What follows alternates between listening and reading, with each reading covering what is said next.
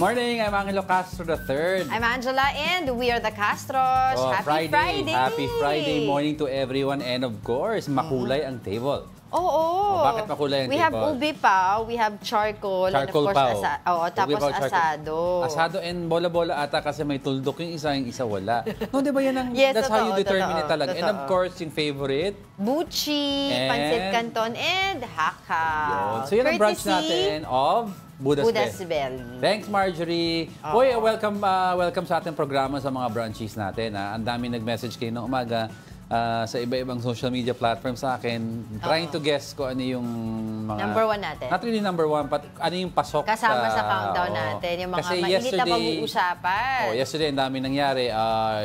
Even last night, may nag-agawan pa ng mic sa Congress. Sa Congress, agawan ng mic. Meron pa yung nag-announce ng kanyang lineup for the elections. So, madaming pag-uusapan tayo okay ba sa inyo, yung mga nakikita nyo ngayong senatorial aspirants? Kay PBBM pa naman yun. Wala pa naman yung official. Iba meron na. Meron na yung iba. Parang yung kay PRRD, konti lang eh. Tatlo lang ata sila, apat. Tapos yung sa Makabayan Block, meron silang 11. 11 sila. Sila pinakamadami. Sino dun sa mga nakita ninyo yesterday na mga senatorial bets ang napupusuan nyo at isasama nyo sa boto? Yan, i-comment nyo yan dito sa atin. Pag-usapan niya natin mamaya. We're serving you news in a countdown. All that before your second cup of coffee. This is Brunch.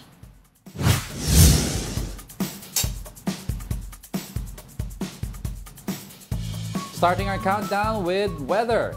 Get your umbrellas ready because Pag-asa is expecting a rainy weekend due to a newly developed storm. Tropical Depression Julian was last spotted 525 kilometers east of Itbayat, Batanes. Another cyclone is also being monitored outside the Philippine area of responsibility, but Pag-asa said it is unlikely to enter our territory. Julian will cause scattered rains in Ilocos Norte, Apayao, Batanes, Cagayan, including Babuyan Islands and Isabela. Metro Manila and the rest of the country may also expect rains due to localized thunderstorms.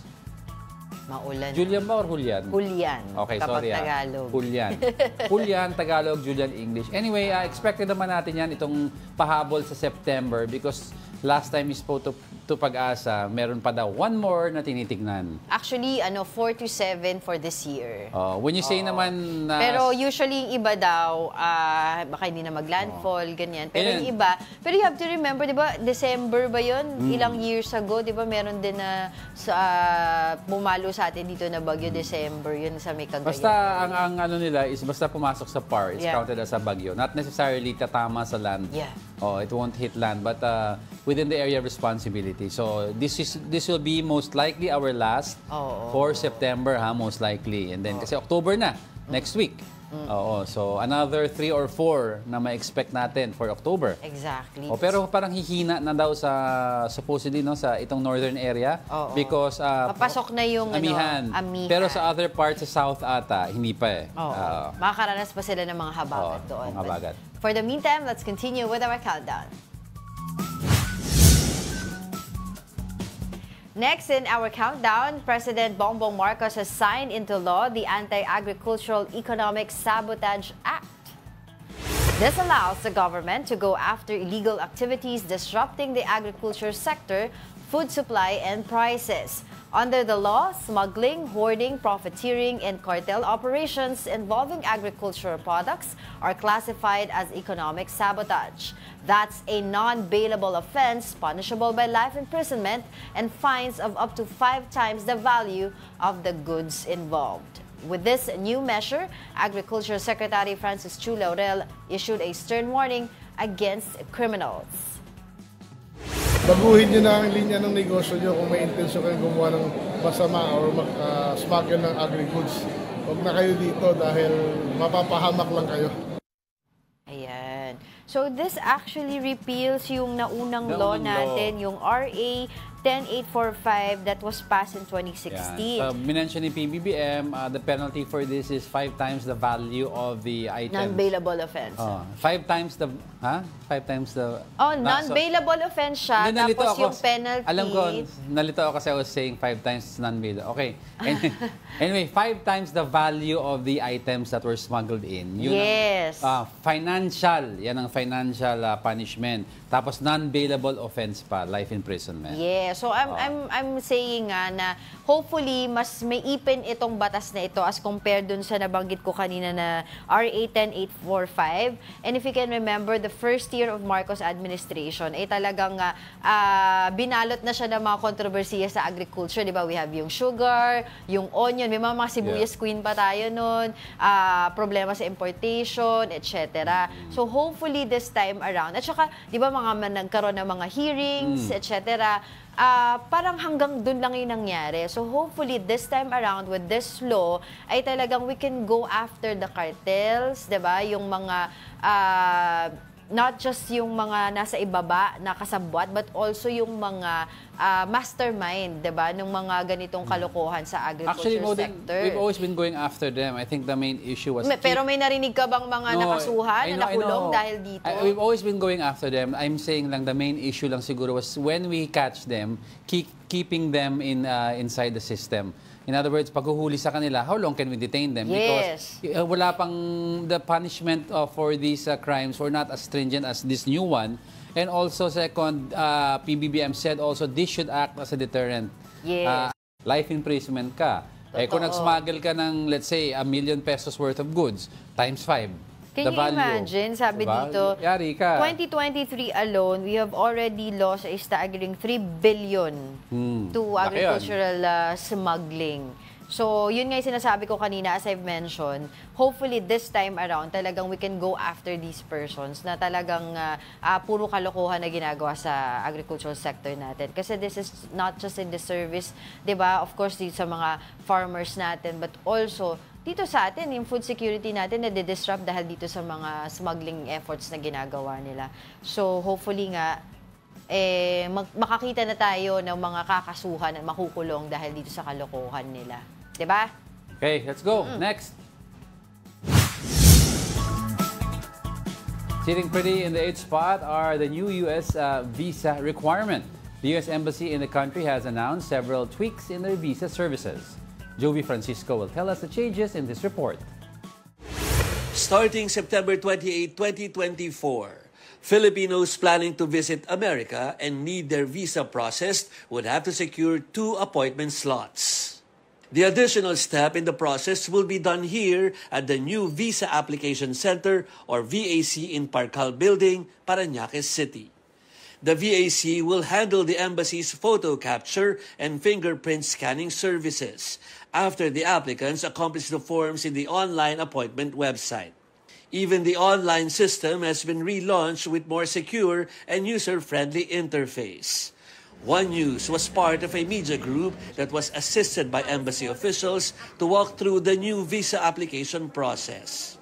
The VAC shared the same restrictions and rules as those implemented at the U.S. Embassy in Manila. All electronic equipment, including cell phones, the vapes, okay, the lighters, and what's that? iPads, laptops will not be allowed here in this security area. So this is also for the safety of all applicants. The good news is the whole process inside the VAC would only take 10 minutes to finish. The VAC will offer appointment slots from 7 a.m. to 4 p.m. weekdays and from 7 a.m. to 11 a.m. on weekends. The other step that applicants will have to book online is the interview schedule at the U.S. Embassy along Roas Boulevard. This is where embassy officials inspect all the submissions and where applicants answer questions about their planned trip to America. Many applicants dread this part of the process, but officials told reporters that the approval rate for non-immigrant visas at this embassy is about 80% and is much higher for immigrant visas. do's and don'ts for customers. Be honest, be prepared. The U.S. Embassy in Manila is considered the busiest consular branch in the region, processing more than 200,000 non-immigrant visas just last year, breaching the pre-pandemic figure of 200,000. Hence the need to improve the system. This is one way that will make our consular operations a little bit more efficient, and we have the intent that because of more efficiencies, we'll be able to just further meet ever-growing consular demand here in the Philippines. Despite the change in the visa process, the U.S. Embassy also announced that there will be no change in the cost of the visa application. Jovi Francisco, we are One News. Papalitan lang yung proseso because alam naman natin sa Philippines, U.S. Embassy in the Philippines has the highest number of tourist visa applications in the region. So medyong mga ibang tao kasi sinasabi nila ang tagal daw ang processing visa. Minsan yung schedule nila na antala and so on and so forth. And some people come from the provinces pa to apply for visa, so nahihirapan sila. So I think there's a make no mistake, good kasi news ito pa rin doon sa mga gusto mag-apply nga. It doesn't mean kasi palinaw lang kasi may mga nagtao nagsasabi sa online ang mas madali na daw mag-apply. Hindi mas madali. Mas mabilis lang. Mas mabilis. The requirements are still the same. They're not easing yung requirements. They're making the process easier. So para malaman mo kung rejected ka o hindi, mas mabilis po. Hindi ka na yung dati na galing ka province, mahihirapan ka mag-schedule, matagal ka magdumaan sa proseso sa loob ng embassy. Hindi, it's faster. Pero yung system in place pa rin, no? And when it comes to requirements processing. are still the same. Yes. It's just the process is better. Yun. Yun, yan ang report ni Jovi. Thank you, Jovi. Thank you for that. Okay, sige. Coming up, the Marcos administration bears its senatorial slate for the 2025 midterm elections. Sino-sino kaya ang pasok dyan? And later, we will know the grounds of a group's impeachment complaint against Vice President Sara Duterte. Eto na. Panahon na talaga to ng mga Every year naman every administration may some kind of impeachment, whether sa presidente attempt, vice president. We had also sa Chief Justice before. Hindi, tsaka panahon na rin to ng plastikan kasi election na, di ba? Panahon na to ng mga pagbibisita ng mga politiko sa mga patay, sa mga tapos na-hospital. one year after midterm election yan, mabait na sila. Back to normal. Back to normal. Tapos pag mapalapit na ang next election, ayun na ulit. Kaya kung ako sa inyo, pag-isipan po natin talaga kung sino ating iluluklok dyan. But of course, marami pa po tayong pag-uusapan mga kapatid. We are just getting started. More of our top 10 news when brunch returns. Keep it here on One News.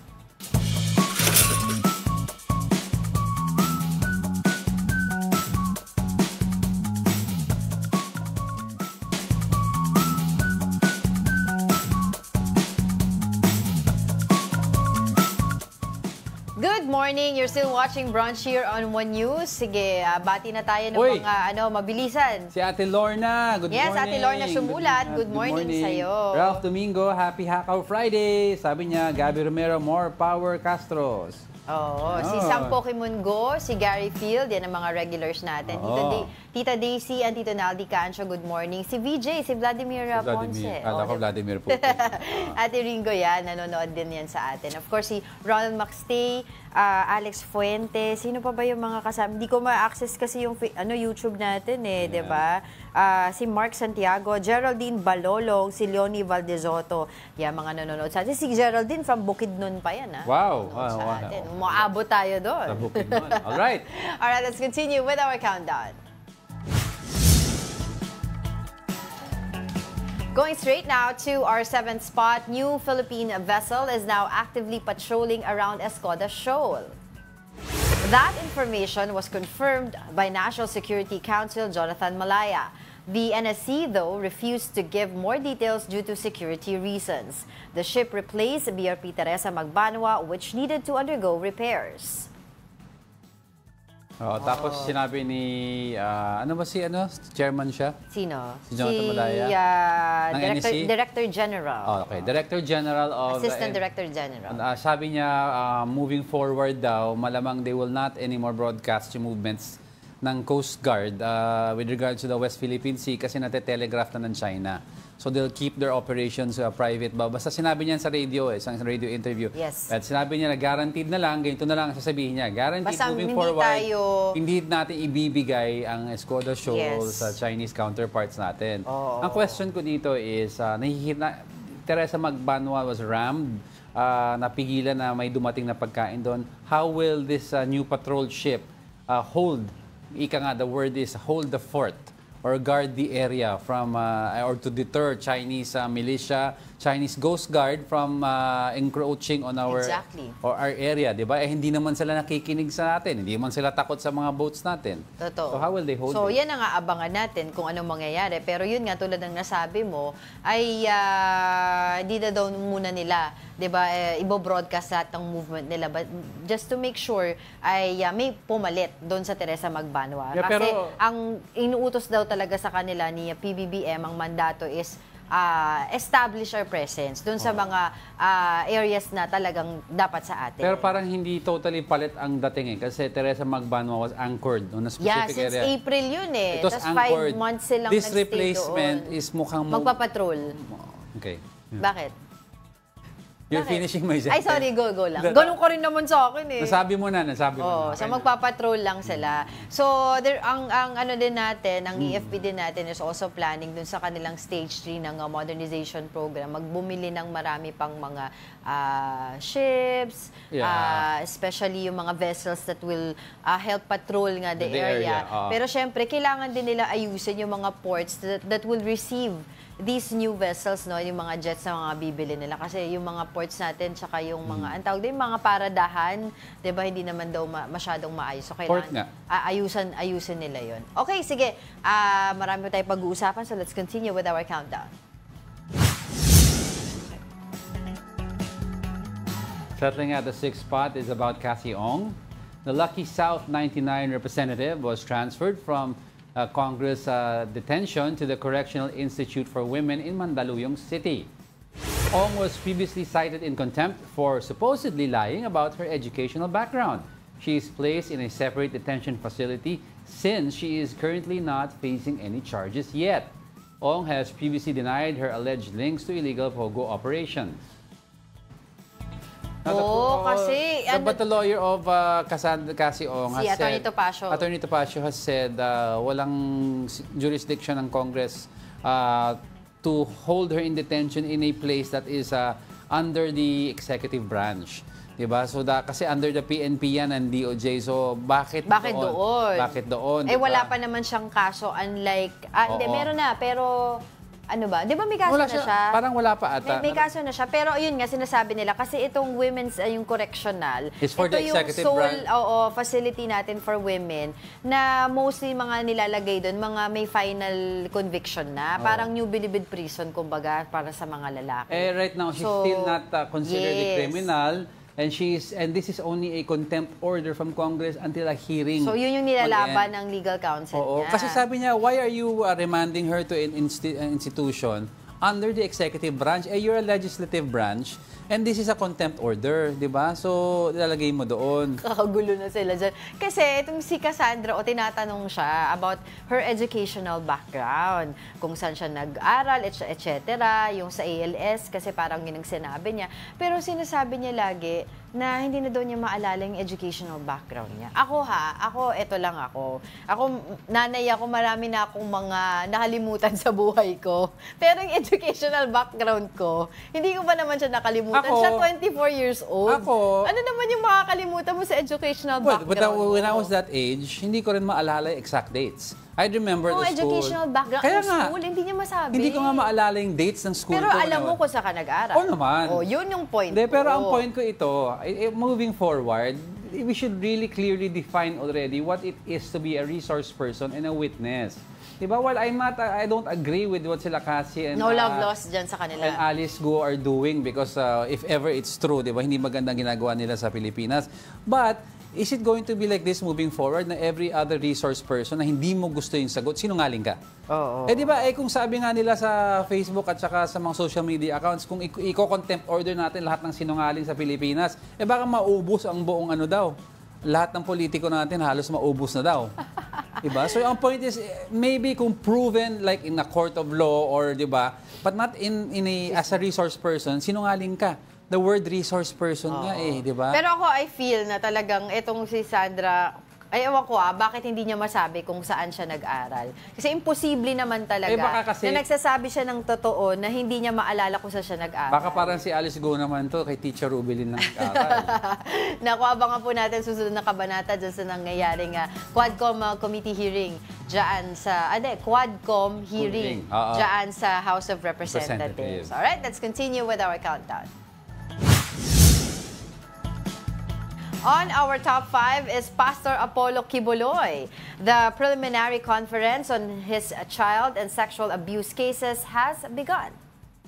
Kibuloy's lawyer, Attorney Israelito Torion, said his client was only able to join virtually yesterday. Torion said they will continue to appeal for Kibuloy's house arrest due to his medical condition. He also maintained that the embattled pastor is innocent despite various evidence against him. He is trying to understand all the bad things that are happening to him. And this is indeed a season of tribulation against him. But soon, there will be a season of vindication likewise. As long as the sun rises in the east, we believe in his innocence. As the sun rises. Hingi ka ng house arrest Dapat from the start, sumuko ka kaagad, hindi ka na pinagastos mo yung police force, pinagod mo yung mga tao, pati yung mga followers mo, kawawa. Tapos ngayon, hihingi ka house arrest. Dapat humingi ka, sumuko ka from the start, have your doctors prove na may medical condition ka, and ask for a or house arrest or a medical arrest sa loob ng isang hospital arrest. Ngayon, pinahirap mo lahat ng tao, tapos nahihingi ka ng house arrest and you will be vindicated. Uy, ang US, di ba, is asking na rin for extradition. Hindi. Managot ka dito. Managot ka muna dito. Kung matapos mo, kung kinulong ka dito ng 30 taon, di ba, sagarin mo yung 30 years in prison if you are guilty. Then you go to the States, serve another 30. Kalma. Galit na galit si Diego. Sige. Marami pa tayong pag-uusapan. Let's continue muna with our countdown.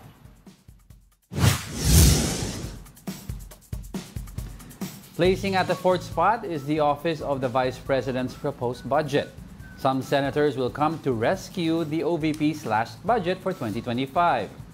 Senator Mig Zubiri said that some of his colleagues will seek to increase the OVP's proposed budget. Vice President Sara Duterte repeatedly snubbed the budget hearings in the House. This prompted lawmakers to decrease the OVP's proposed budget from 2 billion pesos to 733 million pesos. Zubiri expressed confidence that VP Sara will attend their budget hearings. In fairness, dito nag-attend po siya and she answered questions raised by some of our senators. She was very engaging with the senators, so walang problema. Well, because we all know naman she has allies there Yeah, she has allies. Senator Bato de la Rosa. You have Senator Robin Hood Padilla. Alam mo yung bulk, kasi tignan mo yung budget ni VP Sara, no? Ang bulk ng budget na is very, tama ako. I'd have to agree with Congress on this one, the lower house. Ang budget na hiningi niya, majority of it, redundant sa mga current functions ng ibang department. You have DSWD, di ba? You have function ng PhilHealth. Ang dami nun di ba? So, yung mga burial assistants, di ba? Yung mga assistance sa mga indigenous people, assistance sa mga less fortunate people. Very redundant, di ba? Kaya nga if you remember, kay former VP Lenny, they gave her the basic budget para mag-operate, and then yung mga programa ni VP Lenny for the Laylayan, nanggagaling sa donations mostly donations from corporate institutes, because I agree naman, redundant may DSWD, may function ka. So, ba't mo ihihiwalay ang function ng... Tsaka, di ba, kinwestiyon din doon yung mga satellite offices niya. So, lumaki yung budget din niya. Isa sa mga reasons or factors ba't lumaki yung budget niya. Because you have a lot of satellite offices that you pay the rents, etc. Di ba? Why not? Let's be prudent the way we spend. Tsaka, bakit kailangan ng confidential intelligence funds dun sa... Tsaka historically, ang OVP is either, kung walang confidential fund, nasa 5 to 10 million range lang. Ito ang laki ng hinihingi. So why will you come to the rescue pag hindi naman kailangan ang budget? Huwag ganun ang porket may political alliances ka, let's not do it that way anymore. Pero tignan natin, di ba, anong mangyayari dito sa, kasi may plenary debate siya, hindi manggagaling muna sa Senate. Anyway, matagal pa yan. A-attend siya dyan. May by-camp pa yan. Ano ang mapagkakasunduan nila tungkol dyan sa budget ng OVP. Pero sabi naman ni Vice President Sara Duterte, she's willing to attend sa Senate. Diba? The last time she attended also, kaso nagkasagutan sila doon ni Senator Risa Ontiveros. Yeah. So, abangan po natin yan. Ito, tungkol pa rin kay Vice President Sara Duterte.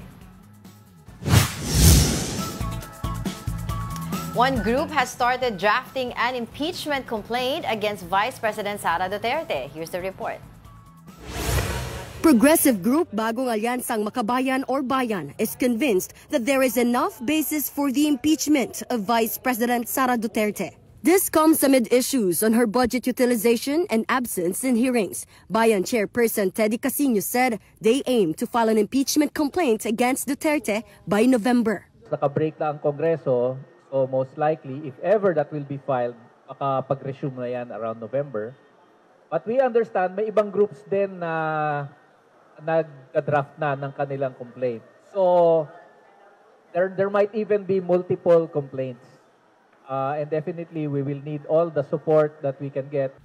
Casino said they are confident that they will secure enough votes in Congress. 1/3 of House lawmakers need to vote in favor of impeachment before it can proceed to Senate. In-expect natin, madaling makakakuha ng endorsement. And in fact, the House only needs 106 congressmen to sign on the endorsement for the impeachment to go straight to the Senate. So best case is if we are able to get 106 supporters in the House, that will make the impeachment process faster. Duterte had claimed earlier that some people started to push for her impeachment, but she is confident that it will not materialize. Kung mapapansin nyo, hindi ako nakikipag-usap sa kanila. Nakikipag-usap lang ako kay Zaldico at kay Martin Romualdez. Pero pagbibigyan kita, Ren? Yes po. Yes, pagbibigyan kita. Gusto nila mag-impeachment, diba? So apparently, pakiramdam ko at sa tingin ko sa mga nangyayari, wala silang kaso for impeachment. Kaya sila nandyan. Kaya sila sige hanap ng kung anong gagamitin nila. In a new statement, Duterte calls on Congress not to make use of witnesses without credibility. She cited former DepEd official Gloria Mercado, who accused Duterte of bribery. Duterte said these efforts of Congress may destroy the lives of other DepEd officials who are innocent. For News 5, Marian Enriquez, we are One News. A few months ago, nakikita mo na yung trend na possibly it's going to impeachment nung dinideny pa ng Congress at that time. Pero inamin naman ni Congressman Tulfo na ang talagang nag-ignite sa galit ng mga ibang house, not as a whole but several lawmakers, was when she did not want to take a simple oath. Dun as a resource person or as a witness. Before that, inamin niya, people were talking about it, but it's not in unison or talagang na-scripted. Hindi daw. Kaya nga yung di ba itong yung former DepEd employee, sinasabi nila yung 50,000 na envelope for how many months, baka doon nila kinokonekta yan doon sa paggastos ng confidential funds in 11 days. Pero so, paano mangyayari yun? Kasi 11 days ang ina-accuse kay VP Sara, mabilis ito, months ang binigay Ewan ko sa kanila, no? That's their I don't see the connection ng timeline. Pero yun ang gusto nilang dyan, pakita doon, yung narrative nila. Pero sinasabi nga ni Vice President Sara Duterte, mabilis na to, no? Sinasabi niya, yung political handler daw ni Senator Risa Ontiveros, Representative Franz Castro, tsaka ni former Senator Antonio Trillanes, iisa lang. At ang goal daw yun ay magkaroon ng attack, diba? Orchestrated attack against Alam mo, pwede ba normal lang political handlers so it's hindi na bagay. Pero isa lang masasabi ko, ang ganda ng tan ni VP Sara. Bakit? Bagay sa kanya. Siya? Hindi ko alam. Basta nakita ko lang ang ganda ng kulay niya. Nagbo-bloom si VP ngayon. Sige, marami tayong pag-uusapan. So don't go away, Jago. Go, ikaw. We're not done yet. Ikaw yan. May dalawa pa. Stay with us. May guest tayo.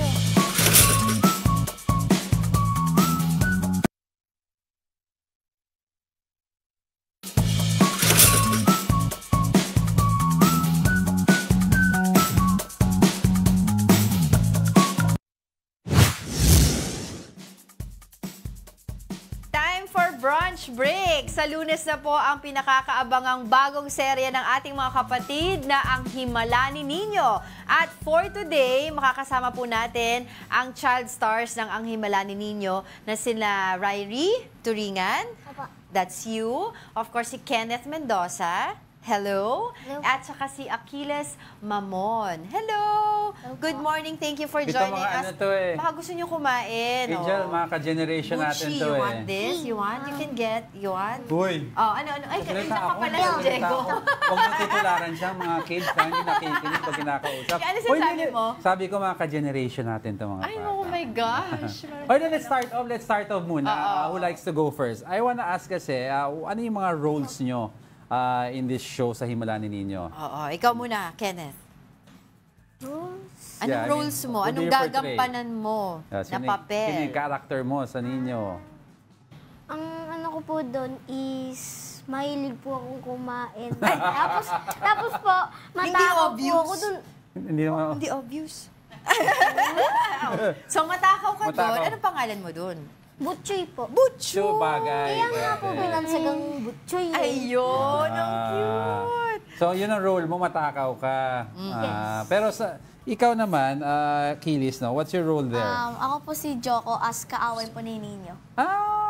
So ano, kontrabida ka? Apa. Akala ko noon mabait ka kasi may kala ko parang... So, okay. Ano name mo doon? Joko? Joko. And si Riley? Ang role ko po dito, isa po ang best friend ni Nino. Tagapagtanggol po ako ni Nino sa bully na to si Joko. Uy, pero pareho kayong friend ni Nino, siya lang yung kaaway. Yes. Nako, maganda to Pero syempre, kwento nyo naman sa amin yung naging experience nyo sa pag-shoot ng Ang Himala ni Nino. Kasi I believe ito lang first time nyo to na magkaroon ng teleserye. Opo. Oo, sige. O kwento mo, ikaw muna, Ryrie. Kwento mo sa amin, experience mo. Masaya po naman kasi sila kasama. Ha? Masaya din po naman sila kasama. Masaya daw. Sino? Alam ko na to. Sila. Simon Cruz. Bakit? Kasi crush ko siya, diba? Ano siyang crush? Ikaw, ano? Ako naman po masaya po kasi po makakabandi ko po yung mga kapwa kong talents, actors. Ayun. Ikaw, Kenneth. Ako naman po, actually, ito po yung pinaka-big break ko po. Kasi po, sa mga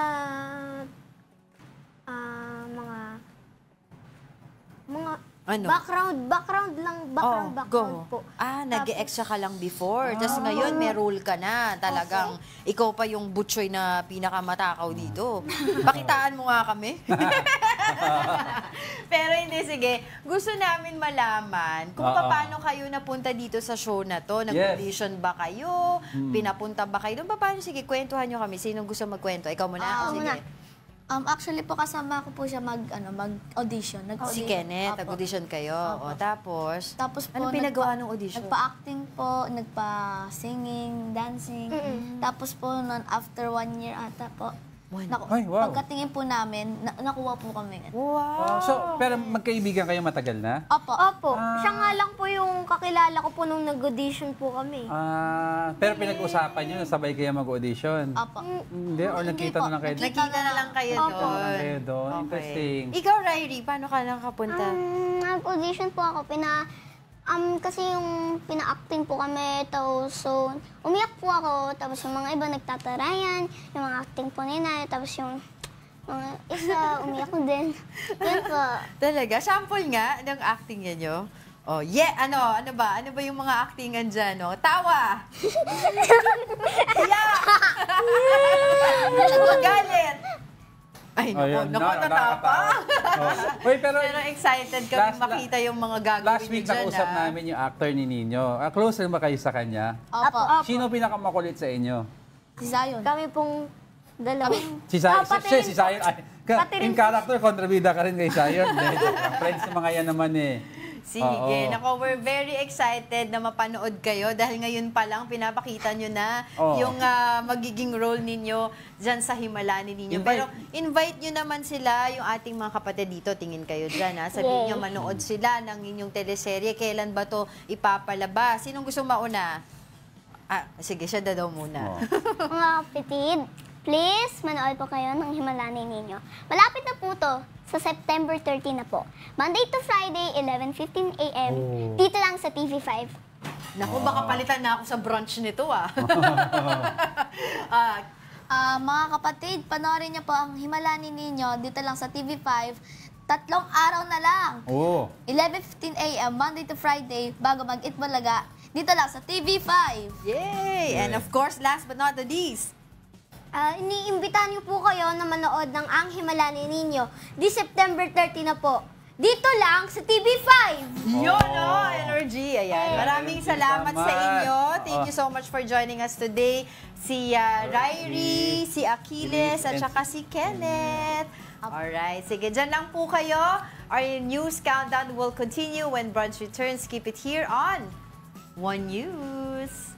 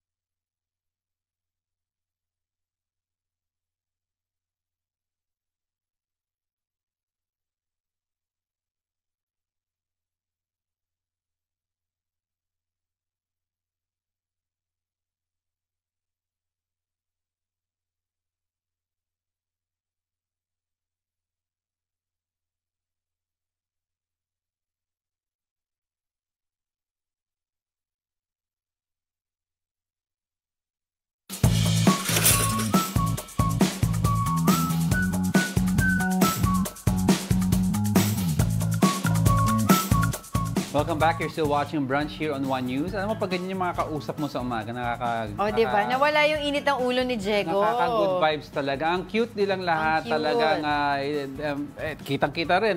Kumain din sila Good morning lang kay Samuel Belderol tsaka Cynthia Valdez Dayaw.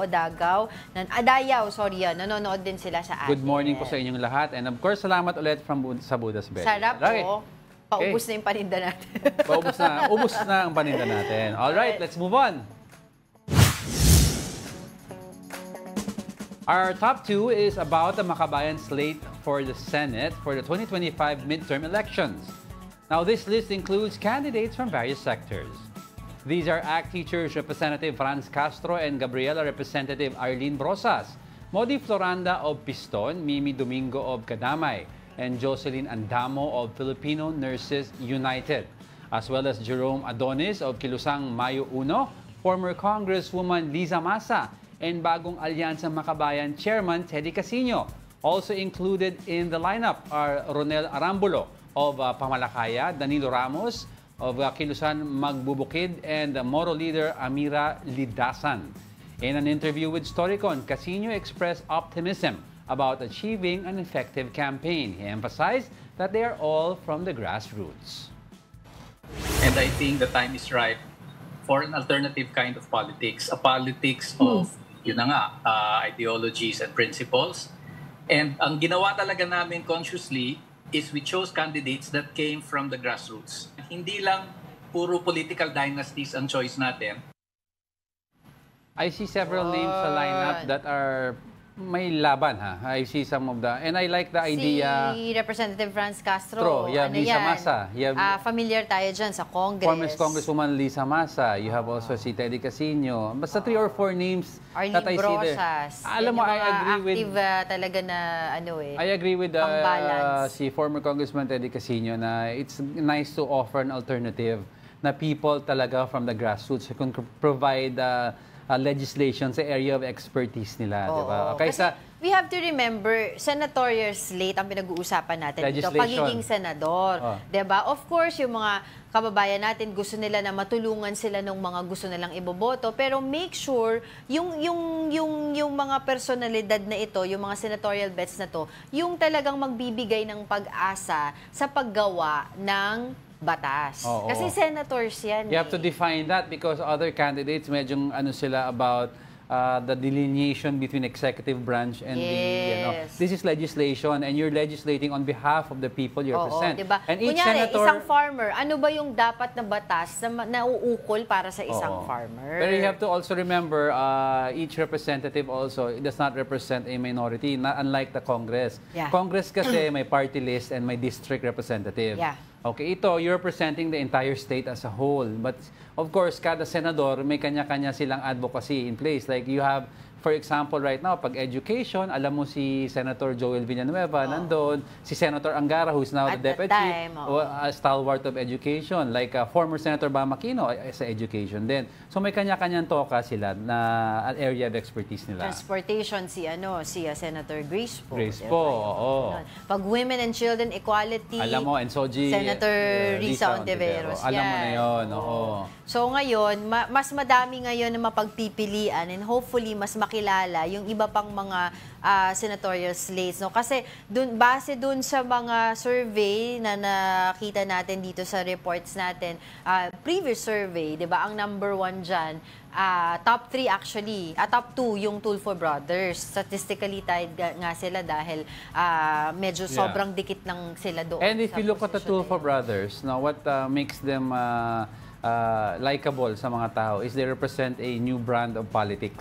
Hindi yung mga tinasabi dynasty politics, rehash. Magko-continue ng family's legacy. These are the Tulfo brothers, although matagal na po yan sa industriya, they in politics. Oy, wala tayo ni-endorse dito. No. Nag-ano tayo, ang tawag dito, hinihimay lang natin yung mga we're talking about senatorial bets. You're talking about what? We're talking about, in general, yung brand of politics. We're not talking about how long you are in the industry. In politics, bago sila. Okay? And people are looking for gung-ho approaches. Kaya nga naboto si PRRD. At that time, diba? Sawa na sila sa mga politiko. Iron fist ang hinanap nila. And similar brand of politics sila, Tulfo. Also, you have, kung makapasok sa number, if you look at the numbers, ang mga bumaba, yung mga like si Senator Francis Tolentino, medyo bumaba siya. And to think, senator siya ngayon diba? No, and he's very exposed sa media because of the West Philippine Sea issues, diba? Lagi siyang speaking against yung pinagagawa ng China, and yet, despite of that, medyo at this point, medyo mababa pa. Si diba? Si Modi Floranda. Maingat lagi natin yung nakakausap dito pagdating sa Piston, yung mga jeepney modernization program na issue. Ngayon, siya po ay kakandidato bilang senador. And transportation is a very important issue in a country like the Philippines. Lalo na napaka-traffic wherever you go, in and out of the metro. And therefore, transportation is important because kung hindi maganda ang biyahe sa kalye, you need to have an alternative for the riding public, for the public in general. Kung ayaw ka magdala ng kotse, can I take transpo na hindi mahal, di ba? Sige. So, usapin pa rin tayo ng mga senatorial slate. Ito po ating top story. Our top story for today is the Marcos administration senatorial candidates.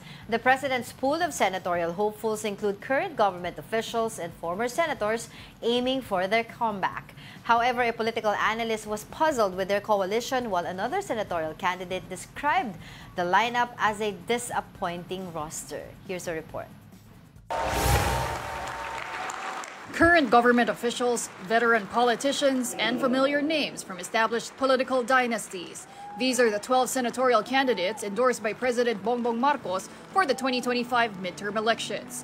The lineup includes former senators Manny Pacquiao, Ping Lacson, and his 2022 national elections running mate, former Senate President Tito Soto. Las Piñas Representative Camille Villar and ACT-CIS Party-list Representative Erwin Tulfo are also included in the lineup. Makati Mayor Abby Binay and Interior Secretary Benhur Abalos will run for the Senate for the first time, while Senators Pia Cayetano, Lito Lapid, Bong Revilla, Francis Tolentino, and presidential sister Amy Marcos will seek re-election. All of them signed their manifesto to be part of the new coalition, the Alianza para sa Bagong Pilipinas. Ang sabi nila, ang halalan daw ay panahon ng pagkakabitak-bitak, pagsisiraan, pagkakahati-hati. Subalit kabaliktaran po ang inululunsad ng ating alyansa. Sapagkat ito ay isang kilusambayan na magbubuklod sa pinakamalawak na puwersa ng mga nagmamahal sa inang bayan. Senator Amy was not present in the event. Recall that Vice President Sara Duterte said she was only friends with Amy and not with Bongbong. Amy also previously defended VP Sara from critics calling for an impeachment against her. President Marcos just made a joke about his sister's absence. Kasama din po natin si Senator Amy Marcos na naunahan na ang mga ibang senador at busy na nagkakampanya at hindi makarating ngayong araw na ito. In an interview with 1PH sa Totoo Lang, Tulfo said he initially had no plans to run in the Senate until the president invited him to be part of the coalition. Oh, anak, ano to, nandiyan na si Rafi. Hindi ka ba masaya sa Congress? Sabi ko, Mom, I'm happy in Congress. How can you say no when the president already invited you and sabi, if you want to join us? Alam ba naman sabihin ko hindi? USC political science professor Dennis Coronacion was puzzled about how the coalition was formed. Ano bang common thing sa kanila? Hanggang ngayon, yung misteryo yun para sa akin. But of course, the primary goal is to win the election. So, alalahanin natin yung midterm elections is still crucial for the president. Since his allies are going to make it, that means there's a good possibility that there's going to be continuity of his legislative agenda. Former lawmaker and Makabayan Coalition senatorial candidate Liza Maza criticized the roster and called it disappointing. She said the lineup is full of recycled figures and it reinforces the political elitism in the country. Well, alam mo, I agree with the analyst na in line with the theme of Bagong Pilipinas of PBBM, I would have expected, a mix between yung mga incoming na pabalik and a mix between yung tinatawag nila maverick politicians, yung mga new generation, new breed. Because Bagong Pilipinas... May new breed naman sila. May new ano sila sa Senate. Ang nakikita ko lang na iba sa kanila, si Congressman Tulfo, hindi siya kasi previous senator. So, but aside from that, all of them are rehashed already, mga dating nasa lineup. Bata sila. Representative Camille Villar.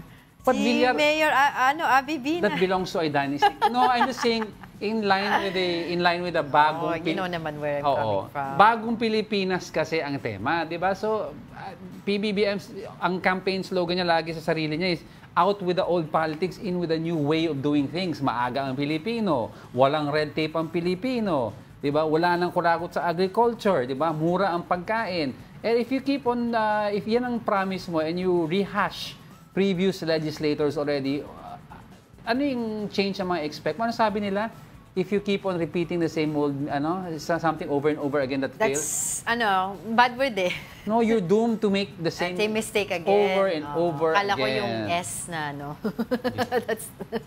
Yun lang ang akin. I would have wanted him to mix it up. Oo. Pero ito na rin naman yung lumabas ng August na listahan. It's very much expected. So, very much expected na to. Si Senator Ping Lacson, kahit nga walang alyansa yan, feeling ko mananalo yan eh, diba? Dahil kilala na yan eh, si Senator Ping Lacson sa kanyang pagiging stricto at saka hindi corrupt na... Magaling yan sa budget. Magaling sa budget yan.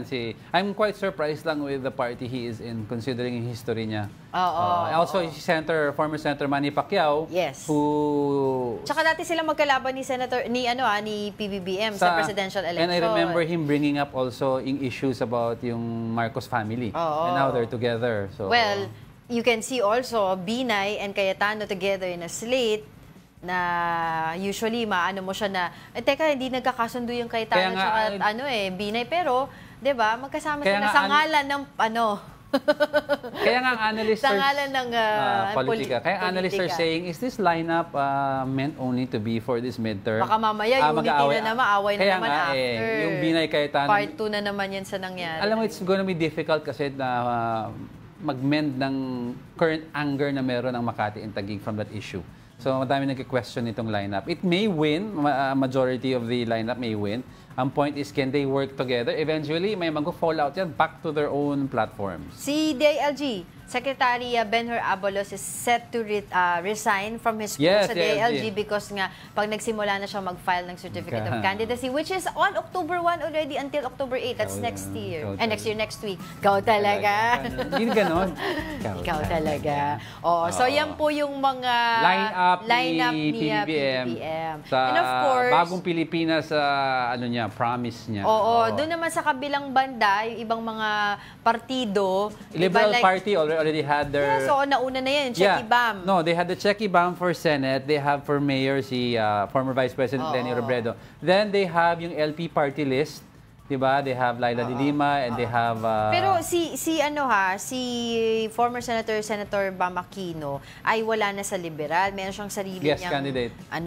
Sariling partido, yung mga tawag dito, pinamumunuan ng mga kabataan. Yes. Diba? Pero yun nga, ang alliances niya pa rin sa Liberal Party. Same thing with the human rights lawyer, Chel Jokno, Attorney Chel Jokno, na sa Akbayan naman siya, 'di ba? Ay, Akbayan ba Makabayan? Nakalimutan ko na. Anyway, so sa sa PDP, binandera nila si Philip Salvador. Yan naman naririnig na rin natin few months ago pa 'di ba, na kasama sa kanilang senatorial seat. Okay, madami pa tayong pag-usapan but we have no more time. Thank you for joining us on a Friday and that wraps up today's... No, thank you muna Budas Belly. Budas Belly, maraming salamat sa pagkain and si Gilbert Valls nanonood din sa atin, tsaka si Mina Benales. Alright, that's today's episode of Brunch. Join us again on Monday. I'm Angela Lagunsad Castro. He's Angelo Castro III. We are One News. All sides, all the time. Happy weekend!